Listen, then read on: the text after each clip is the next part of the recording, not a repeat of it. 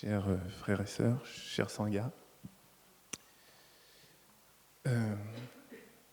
C'était très intéressant comme processus de venir poser une question, simplement en se disant, mais je vais profiter de cette occasion,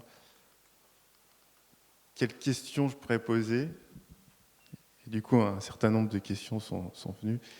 Et donc, une question en amenant une autre, finalement, je suis allé peut-être un peu au fond des questions.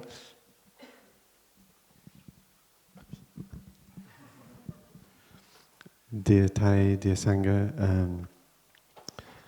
the process of coming up to ask a question was very interesting in itself, and I just decided to take the opportunity, and then I asked myself, what kind of question do I want to ask? And many questions were coming, and I saw one question lead to another question, lead to another, and so I think I kind of got to the bottom.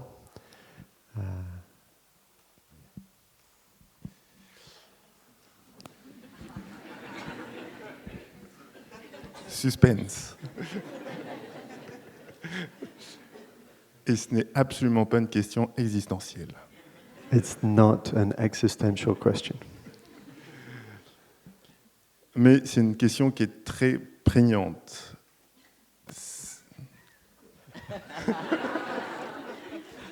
But it's a very important question for me. Je me rends compte que, en fait, beaucoup de mes actes sont en fait des actes dont je me sens obligé, en fait. Je me sens obligé. I realize that many of my actions are somehow, I feel that I'm compelled to do them. I'm forced internally to do them.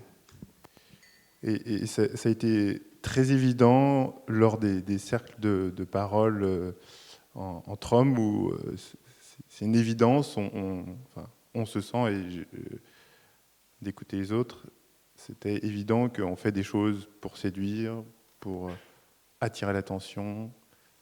Je parle plus de moi, mais avoir une reconnaissance, peut-être voir même un regard rassurant. It was extremely obvious, especially in the men's sharing circles, that many of us, maybe all of us, do things to attract attention, to seduce,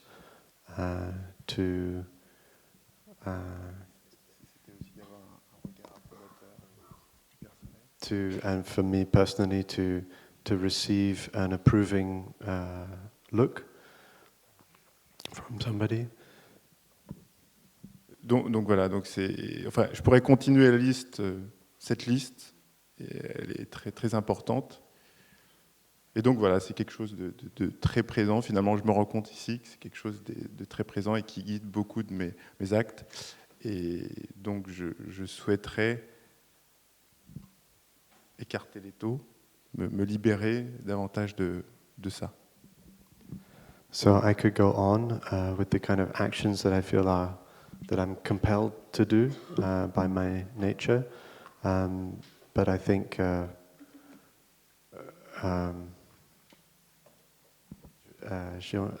want to be free from that, from being pushed.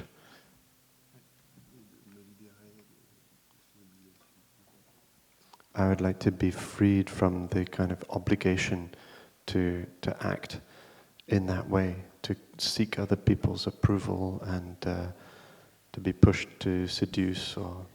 Yeah, and to be... Oh, yeah. I can speak English, yeah.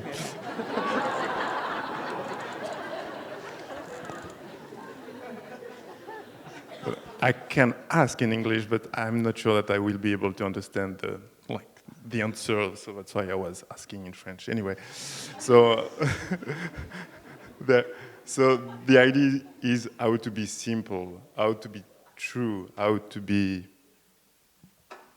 more connected to the people, to the world around me.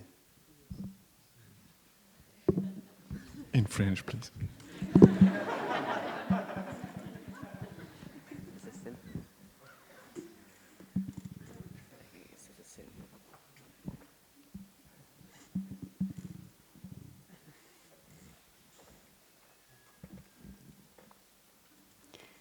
Dear Thay, dear brothers and sisters, dear beautiful community, I just want to give a disclaimer before I start. I'm here because of the spirit of inclusiveness and encouragement of Plum Village, because Sister Hingim said we stand up to welcome our elders, and I'm not quite an elder, but it's because of the spirit of Plum Village, where we include and we encourage. I'm still a baby, so I will give a baby answer compared to all my elder brothers and sisters in the Dharma. And please feel free to add more to what I have shared.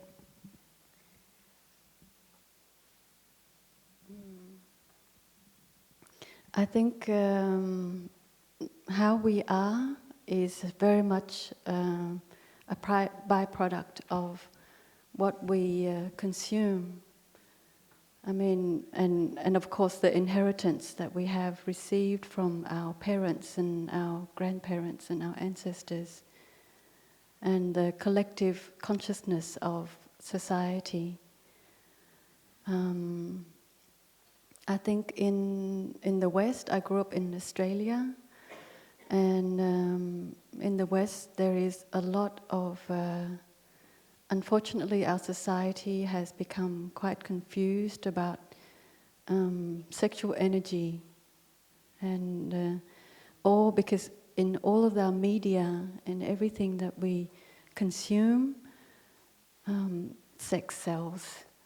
So, in that sense, the sexual energy seed within us is watered every day through what we see, what we hear, the friendships that we have, the conversations that we have with our friends.